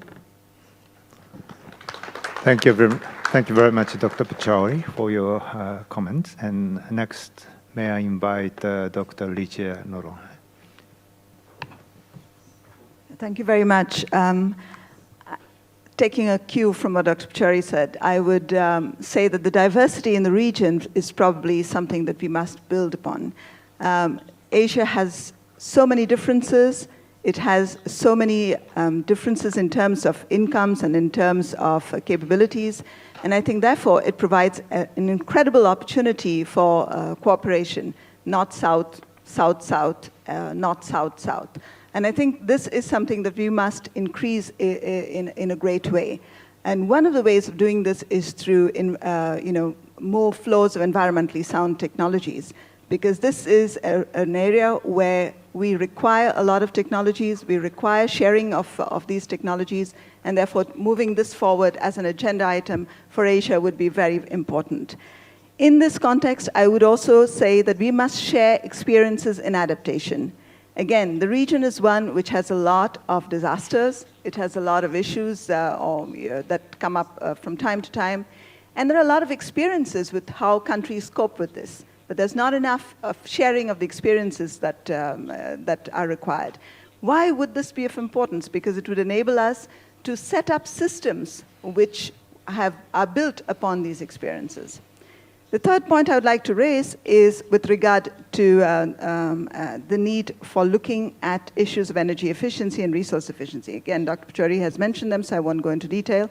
But I think the transport sector is the one that is probably the most frightening in Asia Pacific at the rate at which it is growing. So we must find ways in which, one, we move to public transport, and Japan here has been a leader in trying to help the countries in the region to move. India, of course, is one of those that has benefited, especially Delhi, through the metro. So if you could have much more of public transport, but also in the private transport, much more in terms of fuel economy and better vehicles. There is the Global Fuel Economy Partnership, of which UNEP is one of the 6 partners. I think that is something that more countries can be part of and can use in order to push this forward. And of course, the last point that I would again endorse of what Dr. Pachauri said is joint R&D. You can have joint R&D centers on clean coal, on renewable energy. You can have joint R&D even on looking at issues of perhaps safety around nuclear energy, if that is something that the region is looking towards. How do we together think of ways in which you can promote safety? I will stop here, Professor Hamnak. Thank you very much, Lydia, for your comments. And それでは次にスミ先生。 Next, Dr. Sumi. From the side of science, I'd like to make a comment. There have been various actions taken, but in reality, what is happening? The observation data has to be properly collected, and based on that, we have to work out our plans.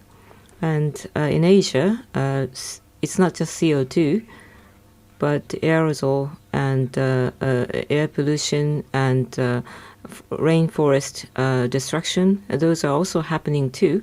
And in order to address these, you have to grasp the current situation properly. And there are a lot of things said about CO2, but all the actions, are they going to lead to the reduction of CO2 in reality?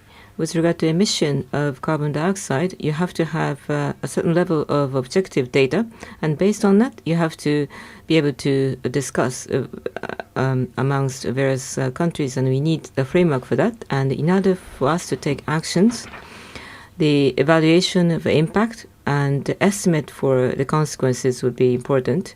And at the moment, regional climate models have been already developed, and with regard to precision and accuracy and uncertainty, there has been a lot of study made.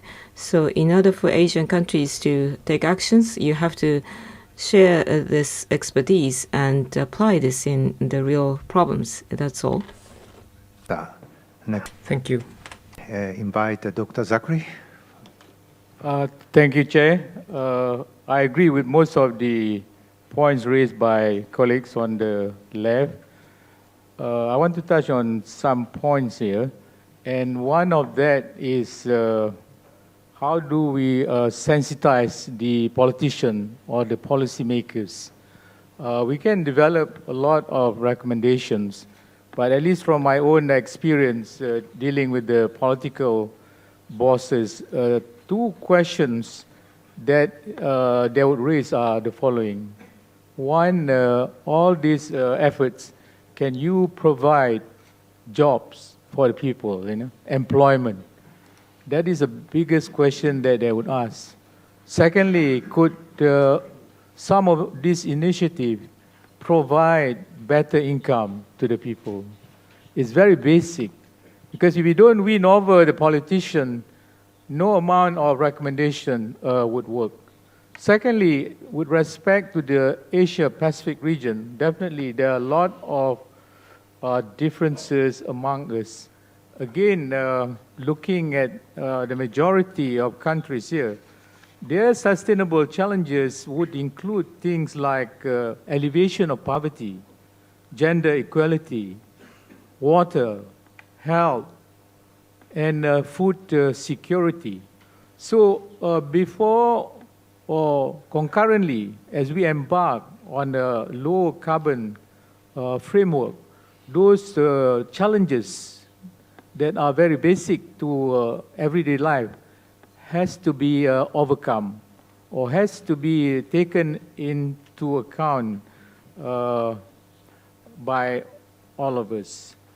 Further on, I think also with respect to the Asia Pacific, I also agree that we need to revisit the value of our Asian values, or in some ways, indigenous and local knowledge. And in this country, at least in Japan, the concept of motanai, I think, is something which resonates very well also in traditional societies. And also what's happening in the Satoyama or Satoumi area can be applied in this discussion about moving the envelope towards a low carbon society. I also agree that, well, in this context also, in our everyday life, energy efficiency is very important. You know? To that extent, we are so used to having the kind of infrastructure that has been developed in the industrialized countries. But I think one aspect like local architecture in many countries of Southeast Asia is something that we need to re-examine, where the use of less or no air conditioning in some countries is really very traditional. If you look at Thailand, Indonesia, and maybe Malaysia, those traditional practices can be very useful in the reducing this energy intensive situation. Lastly, I also agree that we need to amplify our collaboration in R&D. I'm quite intrigued by Emil's suggestion that one modality is to develop an international research organization on energy efficiency, you know, like the International Rice Research Institute in the Philippines. Maybe we need to have those kind of things to hold our interests together. So with that, thank you, Chairman. Thank you very much, Dr. Zakri, for your comments. May I invite Dr. Emil Salim? Yes. The question raised, how can Asia contribute to climate stabilization with development strategies? In Asia, we have two successful countries, Japan and South Korea. As mentioned before, they have been successful in development with low carbon dioxide emission. What is the secret? They use the growth of science, technology, engineering, and mathematics, STEM. Both countries put emphasis on education with STEM as its major focus. Human resource development, skill, innovation, technology is the key of these countries' development. If now we imitate this, if a mechanism can be constructed that makes possible this STEM of these two countries being transferred into other parts of Asia, then Asia itself could be a dynamic force for this changing way of development with reduced CO2 emission. And therefore, it's important how to have a mechanism to get this STEM transfer, because the market mechanism makes this not possible. The market mechanism asks you to pay for STEM transfer, for technology transfer. But most Asian countries are poor, they cannot pay. It's therefore important that we have a mechanism One of the mechanisms is like the IRI, International Rice Research Institute. But the notion here for Asia is look to Japan and South Korea. Get the STEM involved and then get them in acceptable for the whole Asia region, then Asia will be able to develop without carbon dioxide emission. Thank you. Thank you very much, Dr. M. Salim, for your valuable comments. それでは最後に玉木様お願いいたします。So, Mr. Tamaki, please. Concerning Asian issues, well, today most of the audience is Japanese, so let's look at this issue from a Japanese perspective. So I'm going to move away from my position of this organization, so these are mainly personal views. 4 points. First, the climate change challenge. The consequence, well, regardless of whatever model we use, it's going to be most devastating in Southeast Asia and South Asia. So if we don't take a drastic action, or we do a simulation at IPCC and the OECD, we simulate what will be the consequence if we don't take measures. And clearly, in any model, the Southeast Asia and the South Asia are going to be the losers. Some regions actually going to receive positive impact of climate change, but not Southeast Asia and South Asia. This has two implications. First, Japan is investing in this region and is deeply involved in the Southeastern and South Asia as a production base. It's part of the global supply chain. So there is this industrial integration. And so Japan is tightly connected with this region. So this is not just about international aid. This is something that hits Japan directly.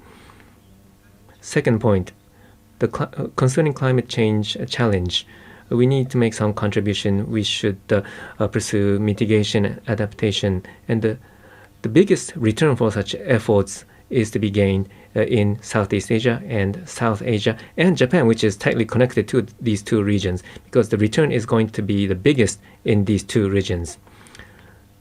Now, the next point is polemic issue, is coal that Dr. Salim talked about. Coal resources at this point of time is cheap. So from a viewpoint of energy security, using coal as an energy source in Asia with advanced technology, if we apply the latest technology, then we can have lower emission power generation with coal. And so that is one option that we have to discuss the use of coal. However, as I said in my earlier comment, we must answer several questions. First, this is about infrastructure investment, so we have to think about the long-term consequences. 40 years, 50 years, that's how long the power stations will operate. So when we decide when to place them and how to operate them, we have to think about 40, 50 years. Even if it's advanced technology now, it's not going to be the latest in 10, 15 years' time. That's one thing to keep in mind. And the second point, coal may be cheap now, but it may not be cheap if there is emission pricing. In the near future, we're going to have to put a price on emissions. When that happens, is coal going to be a competitive energy source? We don't have an answer to that question yet. And also, often said, is the carbon capture and storage. People say that the CCS should be used. Now, this is technologically difficult, and the cost of that is unclear at this point of time. And the reverse of that, renewable energy, which is close to emission-free. So other energy sources, the cost of that has come down drastically. Governor Kuroiwa said that. So in terms of wind energy or solar, every 3 months at a rapid pace, price is declining. And some people say it's like a mobile phone. So maybe we'll see a leapfrogging world for the renewables. So we have to also keep that in mind. Even if you factor in all those things, are we really going to pursue that kind of infrastructure which will be used 40, 50 years? I think that requires quite a substantial debate. For Japan, are we going to publicly support coal-fired power plants? Should we provide subsidy for export or operation domestically? That is being discussed. Is that appropriate industrial policy? Is something we have to think about. We have this coal-fired powered plant industry. Are we going to provide public support? That is it an industry that can withstand the 40, 50 years of time? That's something, some issue unique to Japan. Third point, in Asia, there is natural resources, and that is why Asia will be the loser. We experienced a huge disaster 3 years ago. We've finally started to overcome it. But how are we going to manage disaster risk? Southeast Asian countries and South Asian countries, when the disasters happen, what kind of support do we provide to what people? How do we recover? Do we have the financing prepared in advance? Those are going to be the major issues, and it's going to be discussed at the APEC. Fourth point, it's related to the natural disaster risk. Southeast Asia and South Asia, they have this big problem of megacities being located near oceans.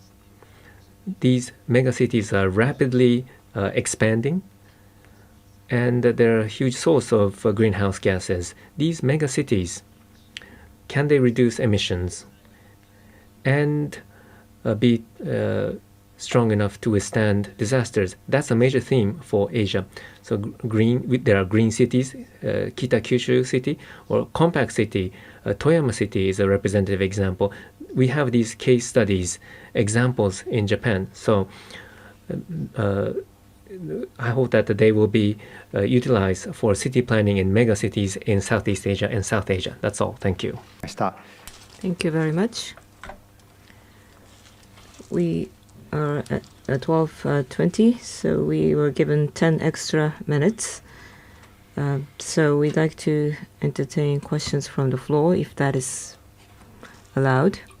If there is more time left, we would have had discussions amongst the panel members, but this is the precious opportunity, and there is not enough time for the panel member discussions, so we'd like to spend the rest of the time taking questions from the floor. Time is limited, so please be concise in your questions, and who your question is addressed to, please clarify that if that question is particularly addressed to a particular person. And also please identify yourself and affiliation if it is allowed. I see a hand on the right back end.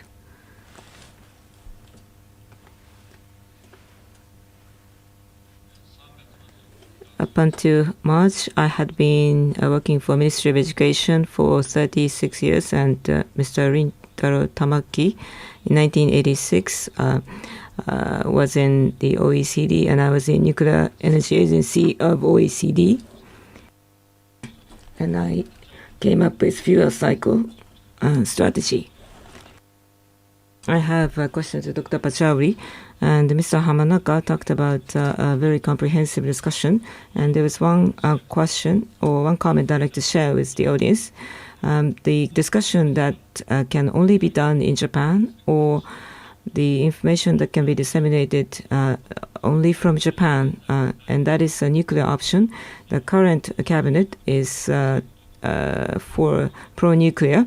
That may be one of the reasons, but in this discussion today, we are almost like treating this as a taboo, and we are avoiding this discussion. So the question to Dr. Pachauri is that IPCC has been awarded this Nobel Prize, and including global and sustainable development. Of course, IPCC should be given credit for its attainment, but nuclear options should be also taken in more detail and squarely by IPCC.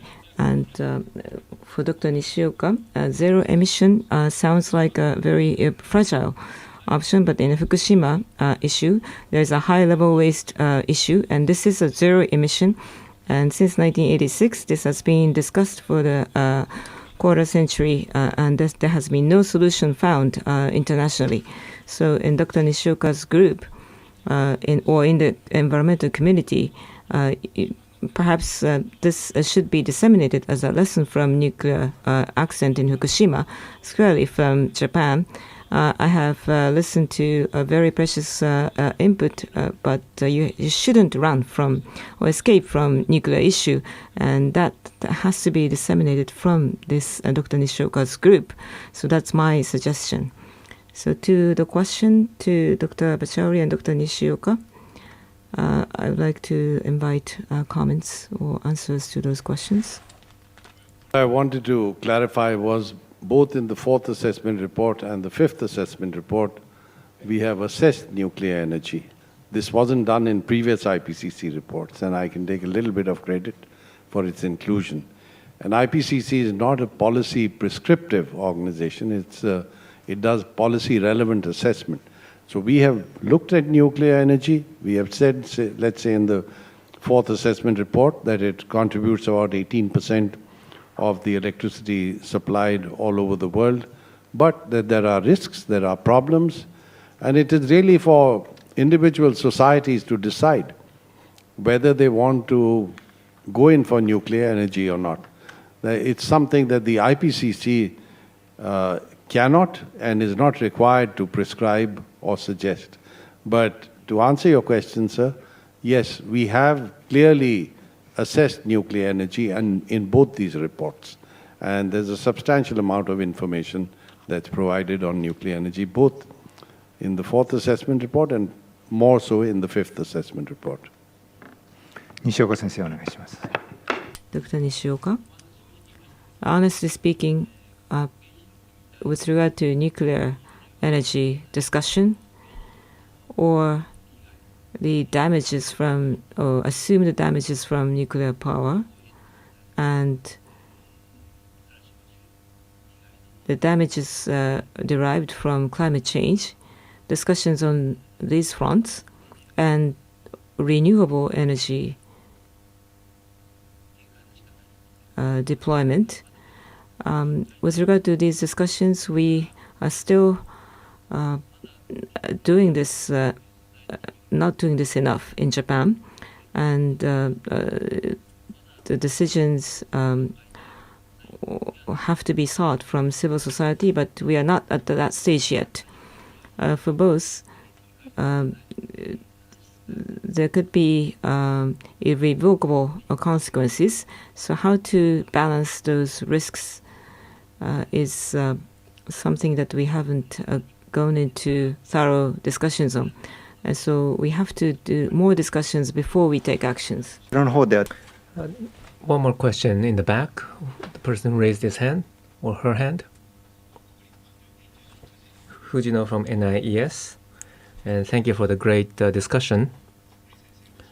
As Dr. Zachary said, how can we generate employment, jobs, I think is also a very important topic. And also the environment.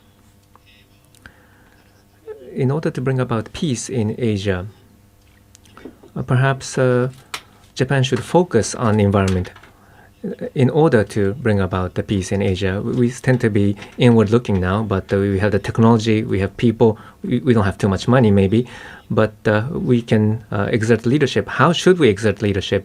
It's something we should think about. And there should be peace amongst the Asian countries. That will reduce cost in various aspects. Therefore, I'm sure that you will continue to exert efforts, and we will as well. That's a comment that I want to make. Thank you, Dr. Fujino. So maybe one more over there. The third person who raised his or her hand, the one raising his hand now. Tsukumo from Global. Thank you for the precious presentation. One question. Well, I especially want to ask Mr. Tamaki 2 points. First, well, as the last issue, you talked about the Asian megacities near the oceans. And so there is the disaster and emission issue. Both have to be managed well, you said. Now, the smart cities that are being developed now, I think they're being developed in various parts of the world. You use ICT to enhance convenience, and you try to raise the standard of living and build these cities. But if you look at that kind of endeavor, well, you're using ICT, rather than reducing energy consumption using ICT, it seems to me that the focus is actually to promote energy use. I think there is that aspect that they actually promote energy use, like a community energy management.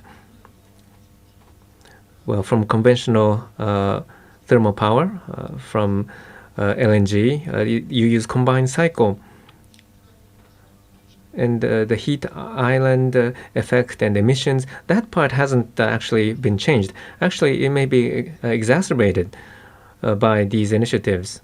So there is this global development now, and we need to redirect it so that the energy use is reduced, or else it will go in the wrong direction, is what I think. So what do you think about that? And then the other point, and megacities. Well, there is this urbanization going on. It will increase from 60 to 70%. In Japan, it may be as high as 90%. Now, currently there are efforts about energy efficiency and waste treatment, but that's not going to be able to withstand that kind of urbanization. What I'm trying to say is the megacities' fundamental social system is not right. We should have a distributed system with the rural areas that will activate the society as a whole, or else we will not be able to create the most appropriate ecosystem. What do you think? Thank you very much, Dr. Tamaki. Would you like to answer the questions? Thank you for the questions. For the first question, I totally agree with you. Smart cities may not lead to reduction in energy consumption, and that is not the intention of smart cities, but there are risks, and I agree. And I didn't mention smart cities, but for example, compact cities. They're in the center of the city. There are various facilities would be concentrated so that transportation or use of vehicles, for instance, can be reduced, and elderly people's convenience can be enhanced. So there are various positive effects, but it is not intended to increase energy consumption, and that same goes for green cities. But urbanization shouldn't progress or should be stopped. I think if that was the intention of your second question, then that's beyond my scope of area. The urbanization is a large trend, and distributing this into rural areas would be quite challenging. And mega cities and city plannings that we are discussing currently is not intended just focused on the Tokyo and the Philippines or Manila, but Kita-Kyushu and Toyama were the examples that I mentioned. So they're trying to have cities where people can live more easily, and there will be paths for people to earn their living. So it's not accepting just having mega cities. So as you said, it's not a concentration of one location, but there will be various regional cities with more convenience and comfort. That's the center of the discussion. Thank you very much, and we have run over the third half past 12. So we would like to stop taking questions from the floor at this point. Dr. Pachauri had to leave because of other engagements, but I would like to thank panel members and speakers for their quite insightful input and contribution. And we were able to have quite enriched discussions. And especially at the second round of discussion, we recognized the diversity of Asian countries. And because of that diversity, we can produce opportunities and traditional values of Asia and different climates and natural conditions of different countries, and architecture that are fit for each of the region has to be revisited. And low carbon technological transfer, in order to promote that, the joint R&D should be promoted, but coal is a very difficult issue, and there are various different views expressed from among the panel members, but we cannot be away from this issue. So joint R&D could be instrumental in taking this issue up, but of course there are energy saving issues or architectural issues or urban issues. There are technological challenges, and the same can be said for renewable energy. And also, politicians are asking various questions, and we need to be able to answer those questions. Issues of employment and income and daily necessities such as food or access to resources. How are we going to go about addressing these? And we have to be able to answer questions from policymakers on these fronts. So there has been quite diverse and rich discussion, so I cannot summarize this in a concise manner, but I really apologize for my poor moderatorship, but I'd like to conclude this plenary session. Thank you very much, and please join me for another round of big applause to all panel members. Dr. Hamanaka and all the panel members, thank you very much for your contribution. We'd like to conclude the plenary session 1, and we'd like to take a break until 2 o'clock. And we have extended the plenary 1 by 10 minutes, but the next session, lunch session, will be started from 12:35 in 502. And there will be parallel sessions, including this room, in 4 locations from 2 o'clock. So please go to the room that you have chosen when you got registered. And if you want to go to the room that you have not signed